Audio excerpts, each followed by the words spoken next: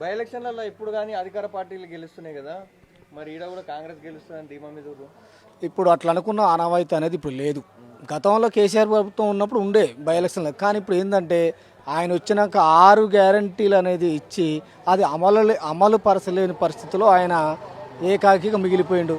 ఏ జనాల ముందు పోయి ప్రతి ఒక్కరు అడుగుతున్నారు, మహిళలకు 2500 ఎక్కడ లేదు, గ్యాస్ సిలిండర్ డబ్బులు లేవు, రైతు బంధువు లేదు, తులం బంగారం లేదు, నిరుద్యోగుల పరిస్థితి ఆగమాగం.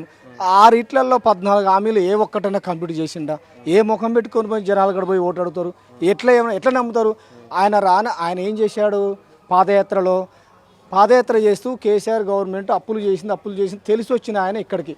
అదే అప్పులు తెలిసినాక కూడా నువ్వు 6 గ్యారంటీలు ఇచ్చి ఒక్కటి కూడా 100 రోజులు అమలు చేస్తా అన్నావు, చేసినవా? ఏది లేదు. ఇంకా ఏ ముఖం పెట్టుకొని జనాలు ఆయనకు ఓటేస్తారు?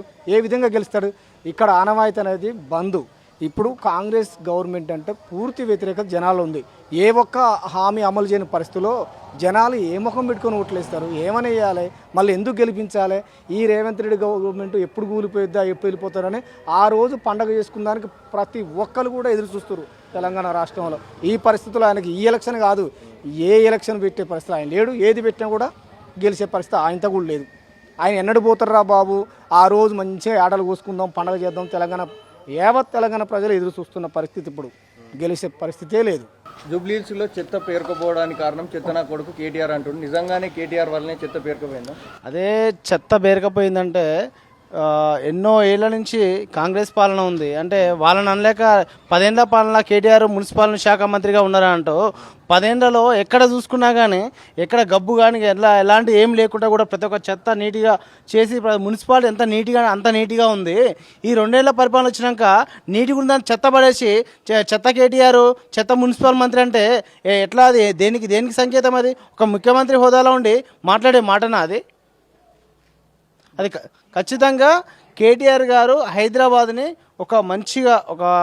హైదరాబాద్ని ఒక గొప్పగా తీర్చిదిద్దింది కాబట్టి మనం ఇప్పటికి కూడా చెప్పవచ్చు. ఈ తెలంగాణ రాష్ట్రంలోనే ఇంత మంచి ఐటీ మినిస్టరు, దేశంలో నెంబర్ 1 ఐటీ మినిస్టర్ కేటీఆర్ గారు ఉన్నారు.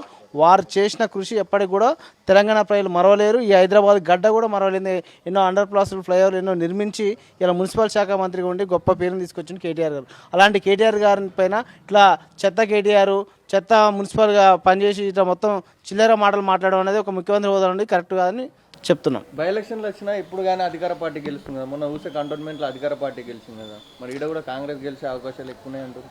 వాళ్ళు 100 మంది 100 రకాలుగా అనుకున్నా కానీ ఆల్రెడీ గెలుపు ఖాయమైంది.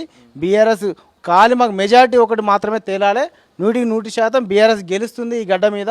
జూబ్లీహిల్స్ తోటి ఈ కాంగ్రెస్ పార్టీ పతనం స్టార్ట్ కాబోతుంది. జూబ్లీహిల్స్లలో ఏ పార్టీ గెలుస్తుంది అనుకుంటున్నాం? 100% బీఆర్ఎస్ గెలుస్తుందని మేము ఆశాభావం వ్యక్తం చేస్తున్నాం.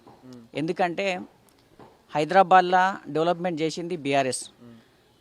ఆ ఉమ్మడి రాష్ట్రంలో హైదరాబాద్ను చూస్తే ఏదో ఒక మారుమూల ప్రాంతానికి వచ్చినామా, అసలు ఇది హైదరాబాదా, ఇది హైదరాబాద్ అనే ఒక అవగాహన అంటే అనుకుంటున్నారు ప్రజలు. కానీ బీఆర్ఎస్ పార్టీ వచ్చిన తర్వాత, తెలంగాణ రాష్ట్రం ఏర్పడిన తర్వాత హైదరాబాద్ యొక్క విస్తీర్ణం పరంగానే కానీ, ఇక్కడ ఉన్నటువంటి రోడ్ల విస్తీర్ణం అనే కానీ, అదేవిధంగా ఫ్లైఓవర్లు కట్టడం అనే కానీ అక్కడ డెవలప్మెంట్ చేసి మీరు సైకిల్ వే ఇట్లా చూడండి. ఇక్కడ హైటెక్ సిటీ మీరు హైటెక్ సిటీ అయినా కానీ మాదాపూర్, కోకాపేట్ సైడ్ పోతే అసలు ఈ సింగపూర్లో ఉన్నామా, హైదరాబాద్లో ఉన్నామా అని ప్రజలు ఆశ్చర్యపోతున్నారు. కేటీఆర్ గారు ఐటీ శాఖ మంత్రి అయిన తర్వాత హైదరాబాద్ రాష్ట్రానికి ఎన్నో ఐటీ కంపెనీలు తీసుకొచ్చి ఎంతోమందికి భారతదేశంలోనే హైదరాబాద్లో ఐటీ హబ్గా తీసినటువంటి గొప్ప నాయకుడు కేటీఆర్ గారు. 100% ఇక్కడ జూబ్లీహిల్స్లో మాత్రం బీఆర్ఎస్ పార్టీ గెలుస్తుందని మేము ఆశాభావం వ్యక్తం చేస్తున్నాం. నవీన్ యాదవ్ చూస్తే యూత్ లీడర్ ఉన్నాడు, మరి ఆయనకే ఛాన్స్ ఇవ్వాలని చాలా మంది. నవీన్ యాదవ్ గారికి కానీ సునీతమ్మ గారికి కానీ తేడా చూస్తే నక్కకు నాగలోకి అనుకున్నటువంటి తేడా స్పష్టంగా కనిపిస్తూ ఉన్నది.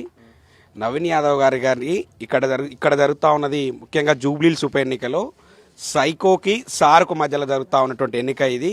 యావత్ తెలంగాణ రాష్ట్ర 4 కోట్ల ప్రజల ఆకాంక్షలు నెరవేర్చేటువంటి కేసీఆర్ గారికే పట్టం కట్టడానికి ఈ యొక్క జూబ్లీహిల్స్ ప్రజలు మొగ్గు చూపుతూ ఉన్నారు.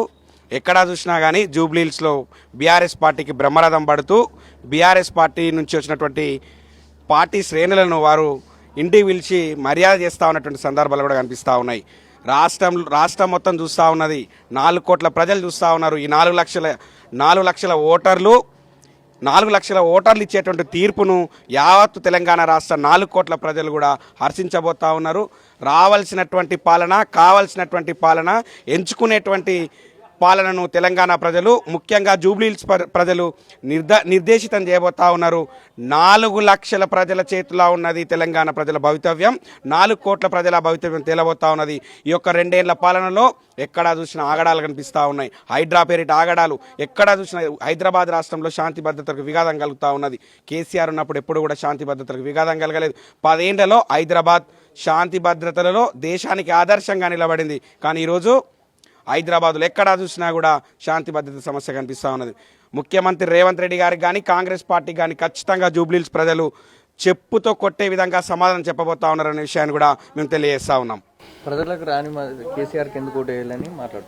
కేసీఆర్కి ఎందుకు ఓటేయాలంటే ముఖ్యంగా చెప్తా ఉన్నాం, తెలంగాణ రాష్ట్రంలో మరీ ముఖ్యంగా హైదరాబాద్లో నిర్మించినటువంటి ఫ్లైఓవర్ల సాక్షిగా, అలాగే హైదరాబాద్ని చెత్త రహిత హైదరాబాద్గా, అలాగే హైదరాబాద్లో శాంతి భద్రతలను సమాజంలో, దేశంలో తెలంగాణను ఆదర్శంగా నిలిపినటువంటి కేసీఆర్ పాలనను గుర్తిస్తూ జూబ్లీహిల్స్ ప్రజలు తీర్పు చెప్పబోతా ఉన్నారు. ముఖ్యంగా రేవంత్ రెడ్డి యొక్క పాలనను, ఈ యొక్క 2 నెలల పాలనను దేశ ప్రజలు అలాగే తెలంగాణ ప్రజలు చూసే విధంగా జూబ్లీహిల్స్ ప్రజలు తీర్పు ఇవ్వబోతా ఉన్నారని మేము స్పష్టం చేస్తూ ఉన్నాం.